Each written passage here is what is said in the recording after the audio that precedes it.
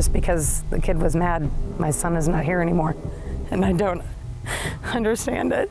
In a shocking twist to the tragic stabbing of 17-year-old star athlete Austin Metcalf, dark new details have emerged, and they suggest this wasn't some heat-of-the-moment act. According to police documents, Carmelo Anthony, also 17, and a fellow student athlete, allegedly came armed to the Frisco track meet. Witnesses say he reached into his bag, warned Austin not to touch him, and then stabbed him once in the chest before fleeing. Now facing a first-degree murder charge, Carmelo's self-defense claim is being torn apart as heartbreaking new witness accounts reveal a story way more sinister. Let's get into it.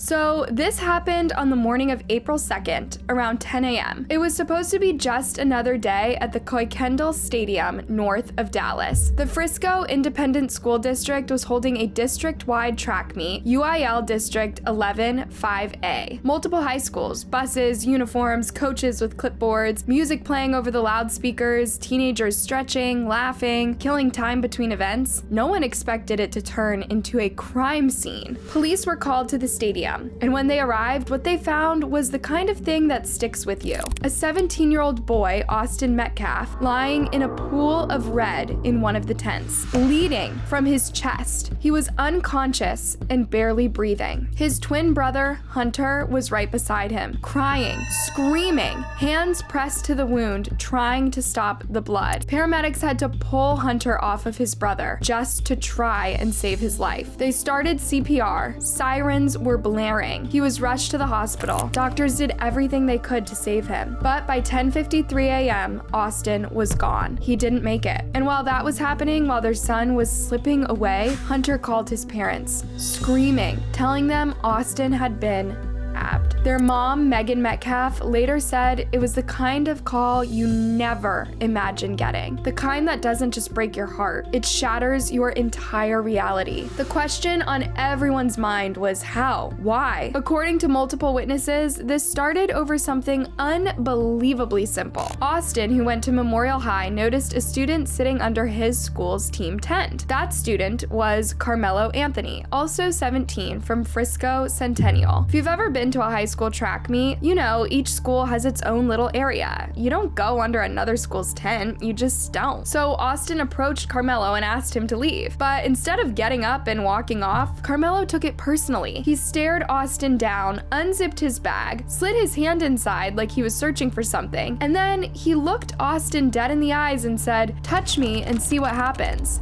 That should have been the warning sign, but high school boys, they test each other. They don't back down. And according to witnesses, Austin called that bluff. He reached out and touched him, just a light tap, barely anything, probably thinking it was just some stupid posturing. But it wasn't over. Carmelo didn't snap right away. No, witnesses say he just stared him down and then challenged Austin to fight. Right there in the middle of the track meet, in front of everybody. That's when Austin made his final move. He grabbed Carmelo, trying to push him out of the tent, maybe just to make a point. But it didn't go the way that he planned. Carmelo reached into his backpack again, and this time he pulled out a black knife. Witnesses said he didn't hesitate. He drove the blade straight into Austin's chest. Austin stumbled back, one hand flying to his chest. Blood was already pouring through his fingers. He was still conscious, barely, and pleading for help, telling people to call someone, do something. But it was already too late. Within minutes, Austin Metcalf was dying because he stood up for his team, because he asked the wrong person to move. His twin brother Hunter was right there. He didn't see when the attack happened, but watched in complete horror as Austin suddenly staggered backwards and dropped to the ground. 1 second, his brother was standing up for what was right, and the next, he was bleeding out in front of him. Hunter later recounted what happened. This kid was sitting under our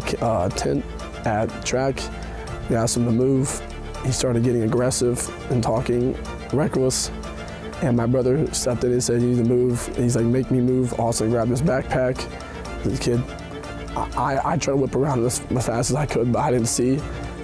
the stab. Carmelo didn't stick around to help. He threw the knife and took off, but he didn't get far. Police quickly tracked him down near the scene. And as they approached, he didn't deny anything. He looked the officers in the eye and said, "I was defending myself. He put his hands on me." One of the officers placed Carmelo in handcuffs. And when another officer walked up, the first one said that they had the alleged suspect. But Carmelo corrected him and said, "I'm not alleged, I did it." No hesitation, no confusion, just cold honesty. While walking to the patrol car, Carmelo reportedly broke down and started crying hard, repeating, "He put his hands on me and I told him not to." At one point, he even asked if it would count as self-defense. The officers noticed blood on his finger. Carmelo asked quietly, "Is he going to be okay?" But it was clear that he already knew the answer. Later, the police found the knife, ditched under the bleachers. It was covered in blood. The entire Frisco community was left shaken. People wanted answers. How did something so small turn into something so fatal? Was this truly self-defense or cold-blooded murder? And before all the facts could come out, the community began to divide. People started choosing sides, many along racial lines, and turning a senseless tragedy into something even darker. But to truly understand how it got to this point, we need to look at who these boys were and what brought them to that moment.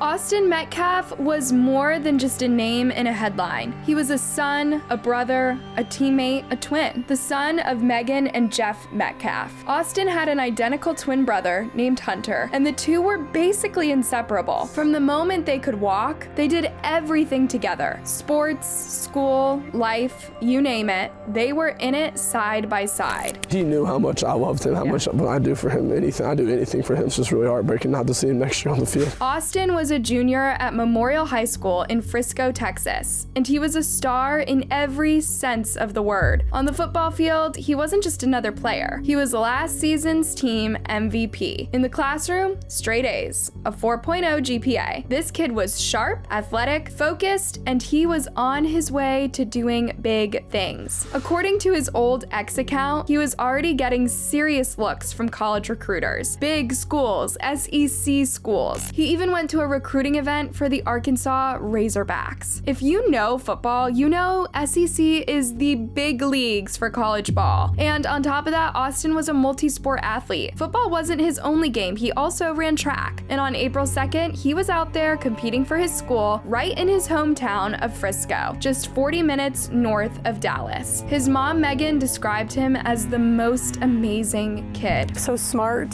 He had college football guys looking at him to play in college. His goal was to play in college. Coaches echoed that too. They said he was a natural leader, someone who lifted others up. One even said he wanted us to live by a gold standard, and that gold standard was grace. Austin had a bright future, one filled with promise, talent, and heart. And in one horrifying moment, all of it was stolen. And what makes this whole situation even more heartbreaking is that Carmelo had a future too, like a real one. He was the oldest of 3 kids, and from what his dad Andrew says, he wasn't just some aimless teen. He had a 3.7 GPA, worked 2 jobs, Foot Locker and HEB, and still found the time to be the captain of both the football and track teams at his school. That's not small stuff. He was clearly putting in the work, grinding on all fronts. He played football too, just like Austin. There's even a clip of him mic'd up during a tournament floating around on YouTube, and he had it posted on his X, formerly Twitter account. You could tell he was proud of it. Carmelo Anthony, class of 2025, Centennial High School, Frisco, Texas. Crazy part? His school was only about 7 miles from Austin's. So close, and yet their lives ended up colliding in the worst possible way. Before April 2nd, it honestly looked like Carmelo had a real shot at something bigger. His socials show several colleges in Texas, Louisiana, and even Kansas had started showing interest. He had a Huddle profile, basically a LinkedIn for athletes, and in his bio he wrote, "God has shown you the right path. Just take it." But now that path is pretty much shattered. mattered. No more scouting, no more highlight reels, no more dreams of scholarships or getting out of Frisco to play college ball. Instead, he's sitting behind bars with a first-degree murder charge hanging over his head. It's like everything he was working for just vanished in a split second. One user even commented on his X profile after the news broke, writing, "Ruined your whole future, dude." But here's the thing that got a lot of people raising eyebrows. Despite everything that happened, despite the fact that Carmelo admitted to what he did, he's still receiving a wave of support. His dad set up a GoFundMe page to raise money for legal fees, and that page pulled in over $400,000. Meanwhile, Austin's GoFundMe is sitting at $365,000. And the messages attached to Carmelo's fundraiser are just as eye-opening. One donor wrote, "Keep doing what you do, young man. You're an anti-bullying hero, a scholar, and a gentleman." Like, really? It almost comes off like they are praising what he did. And that's wild, considering a teenager lost his life. Then you flip over to Austin's GoFundMe and it's a whole different vibe. You see pictures of him and his twin brother Hunter just being kids, fishing, laughing, making memories with their dad. His father wrote a heartfelt message calling Austin a leader of men and saying his smile could light up any room. He talked about how much he loved his son and how much his son loved football, and it's clear the grief is still raw. It's just a stark contrast. On one side, people are calling Carmelo a hero, and on the other side, Austin's family is just trying to honor his memory and cope with their loss. And it's impossible to not feel the weight of what was lost here. Two boys, two families, one devastating moment. So like I mentioned before, this whole situation has not only shaken the community, it's got the entire country talking. And honestly, a lot of that division is being fueled by misinformation that's spreading like wildfire online. Carmelo's supporters have been all over social media, claiming that there's more to the story, and some are even claiming without any proof that he was being bullied. One of the loudest voices has been a guy named Kevin Hayes, who says that he's related to Carmelo. He made this viral Facebook post backing up the self-defense claim, painting Carmelo as this respectful, straight-A student with college offers lined up. Hayes even accused Austin and his twin brother, Hunter, of being bullies who allegedly tried to jump Carmelo, take his stuff, and smashed his phone. But then things really went off the rails. Somebody made a fake X, formerly Twitter, account pretending to be the Frisco police chief, and they started posting all these made-up facts about the case. Then, out of nowhere, a fake autopsy report popped up on Facebook saying Austin had drugs in his system, which was completely false. And to make it worse, fake screenshots of guns started circulating on Instagram, adding even more chaos to the mess. The truth is, whether or not you believe certain parts of the story, spreading lies like this is dangerous. And impersonating a cop, that is straight up illegal, a felony. Now, both the Frisco police and the FBI are on the case, trying to figure out who is behind these fake accounts. But the thing is, misinformation spreads fast, and it is usually anonymous. By the time it's caught, the damage is already done. And the fallout from all of this fake info has been serious. Both Austin and Carmelo's families have had their home addresses posted online. They've been getting threats, and it got so bad that there had to be extra security at Austin Metcalf's funeral just because of the stuff that people were posting. And then there's this bullying claim. A spokesperson for Carmelo had come out and officially denied that Austin had ever bullied him. Why? Because it turns out the two boys didn't even know each other before the incident happened. That has been confirmed. Dominique Alexander from the Next Generation Action Network, NGAN, put it plain and simple at a press conference. The disinformation that is going online is hurting this case. And it has to stop. It has to stop, y'all. As we know it right now, Austin Metcalf and Carmelo Anthony did not know each other. And he made a powerful point too. Carmelo still has a right to a fair trial, one that isn't clouded by racial hate or bigotry. The Anthony family have basically been forced into hiding. After their address got leaked, they've been bombarded with graphic and racist threats. According to Alexander, people have even sent them disturbing images, like pictures of black children with knives in their heads. It's horrifying. Threats and talk of race war and all kinds of insanity isn't good for, obviously, the Anthony family. It's not good for the Metcalf family. And this isn't just an online drama anymore. It's becoming something really dark and dangerous. Now, Carmelo's been hit with a first-degree murder charge, and the fact that he had a knife at a school event is definitely making things worse for him in the eyes of the law. His dad, Andrew Anthony, is still standing 10 toes down behind him, though. He's been telling reporters he was not the aggressor, he did not start the fight. And they're not playing when it comes to his defense either. Carmelo's family brought in two big-name Dallas lawyers, Billy Clark and Kim T. Cole, both of whom have made waves in high-profile racial justice cases. In a statement, they said that the whole situation is heartbreaking, and they extended condolences to Austin Metcalf's family. But they also made it clear Carmelo deserves a fair trial. They said, do not rush to judge this kid until all of the facts come out, which honestly is fair. Now, about that bond, it was originally set at $1 million, but Carmelo's legal team fought it to get it lowered, calling it excessive. During the hearing, prosecutors questioned Carmelo's dad about the $415+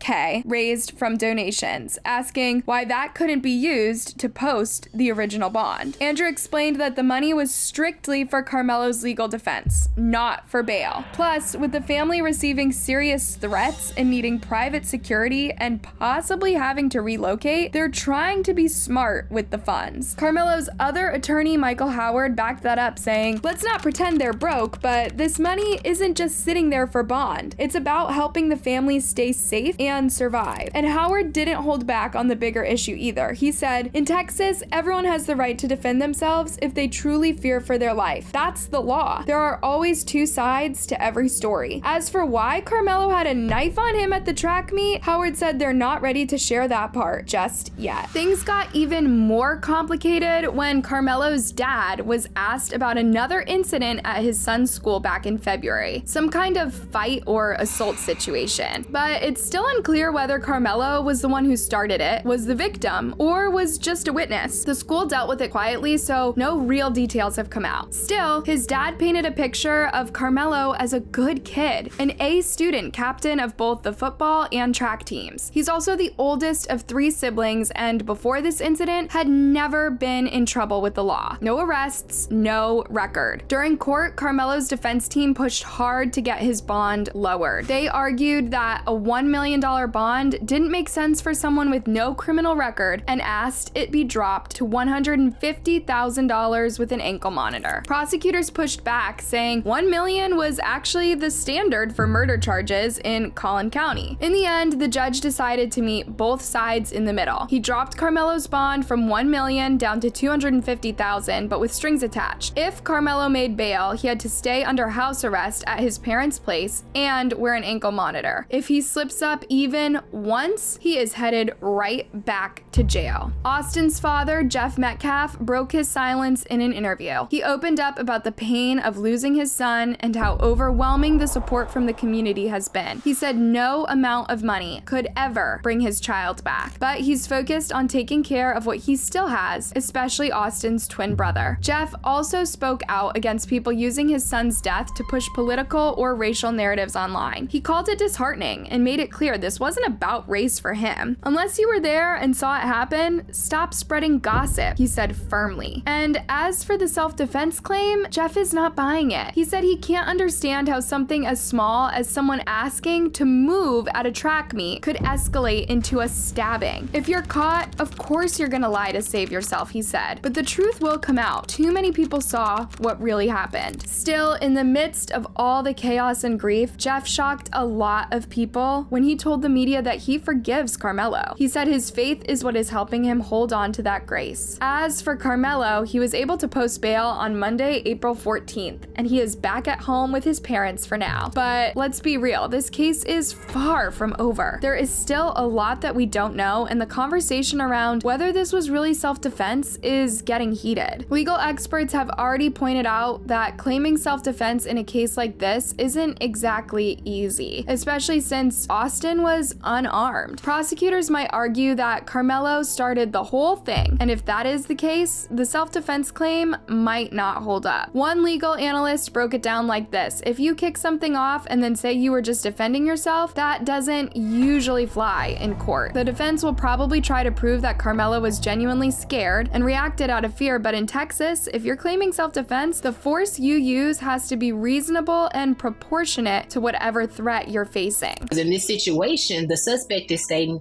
he told the other person pretty much, "Don't touch me." And that person did, in fact, touch him, and then he pulled out a knife. So, yes, maybe there was some issues there where we talked about physical altercations, but that doesn't give you the right or the responsibility to respond back with a knife. It has to be reasonable and proportionate. And beyond just the legal angle, this whole thing really brings up a bigger issue: anger management. Because let's be real, if someone is bothering you, you have options. You can walk away, you can de-escalate, but pulling a weapon, that takes things to a whole nother level. And it's a choice that comes with consequences. So how do we really control our emotions? How do we control our anger and be able to tell someone effectively that they're bothering us, or making sure that we stop whatever the behavior is without escalating it to bringing a knife in a physical argument? Now, as for what's next, it's still early in the legal process. Karmelo's legal team is reportedly trying to push for a lesser charge, but no matter what, there are limits to how far the court can go with punishment. Even if he's convicted of first-degree murder, he won't get the death penalty or life without parole. The Supreme Court has ruled that anyone under 18 at the time of the crime can't receive either of those sentences. So, what do you think really happened? Was this a tragic case of self-defense gone too far, or was it a deliberate act with deadly consequences? Let us know your thoughts in the comments below. And if this story had you shocked, make sure to like the video, subscribe, and tap the notification bell so you don't miss an upload.